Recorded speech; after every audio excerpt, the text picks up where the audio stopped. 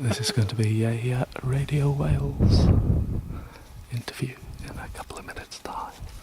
Well, absolutely. We've got here, which is always a good start. And good morning from 3,000-ish feet. I would tell you about the wonderful view. We're actually been in the clouds for most of the way up, so what we've seen basically is lumps of grey rock and grey-white mist swirling around. It is just about starting to clear now, and the first blue sky is coming through, and you get some idea of just how impressive the view of and from this mountain is, right in the heart of Snowdonia, looking down on the valley. Now, the summit of Tryfan has two enormous blocks of solid stone on the top, known to walkers as Adam and Eve. And soon there'll be something else, a strange mushroom-like growth. This is basically a very posh GPS. No tape here, Ollie, to measure the exact height of this mountain. John Barnard and Graham Jackson are the guys who are doing the measuring over the next few hours. You're enthusiasts, you're not paid. Graham, why do you do it? Well, we do enjoy the challenge, getting out in the hills. If you look around you now, Chris, you'll see the view that we can get as the clouds are slowly breaking from the peaks. It's just fantastic to be out in the hills. No, but you don't have to bring all this kit up here just to walk and enjoy the view. No, absolutely. The British Hills are classified by various criteria, but one of them being height. I guess everybody's heard of the Munros. That's in Scotland, yeah. The Scottish mountains over 3,000 feet. And any list of hills like that is put together, there is always a question mark about those hills that are at the lower end. Are they really 3,000 feet or not? I suppose I ought to ask you, John, is how come, I mean, we've got an idea this mountain's 3,002 foot, how come, you're questioning that? Well, when you look at the possible errors from the way that the mountains are measured by the Ordnance Survey, there's probably about a plus or minus 3, plus or minus metre, plus or minus 10 foot possible error in the height. So it could be 2992 or 3012. So we're going to try and measure it much more accurately than that, to try to a few centimetres, so we should be able to accurately determine the height. I described it as a posh GPS. Basically, it's talking to a satellite. Yes, it's exactly the same process as the GPS systems on your car. Your sat nav is talking to the satellites, getting signals and measuring distances, and then by some complex mathematics it can work out the height above sea level. Now, it's going to take you a few hours to do that, Graham. And once you've got the data, what do you do with it?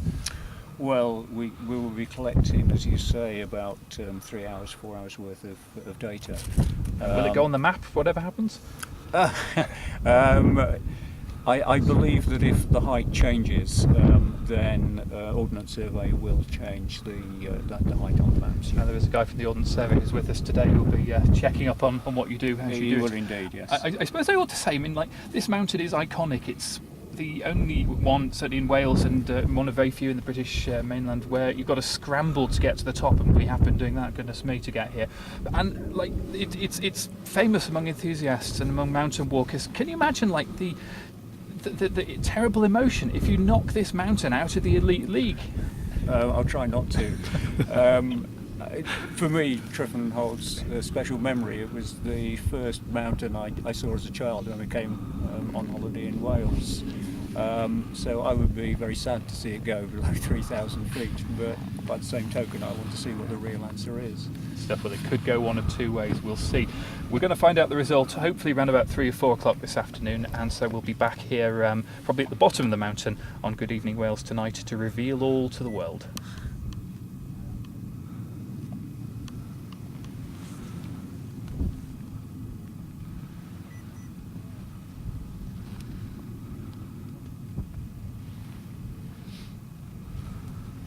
Right. Fantastic, that's really good, thank you. Thank you. Let's get this thing going. That's okay, isn't it? Which one's that? Oh, Looking to buy a smaller. They're very good, actually. It's a Sony Handycam, and yeah, it's quite good quality. It's the audio gets destroyed if it's windy. That's the only problem, but nowhere near as good as this one. Pretty portable, isn't it? Yeah. This is it's great. It's so light, but you know what you've got there, Keon, dearie me, pretty good. It is. It's Same one as the English? Oh, BBC guy. Yeah, yeah. Holidays blue wankers.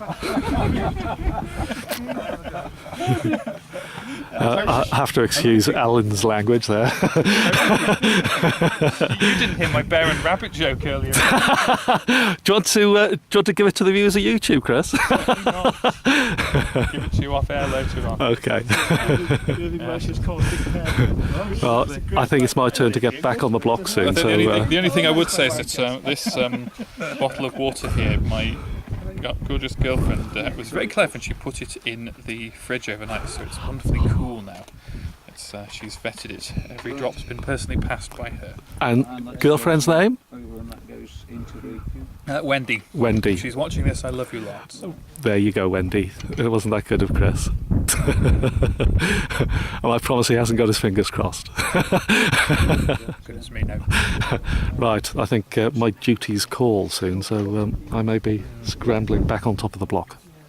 All right. I'll leave you with the view of one of them just as I close off.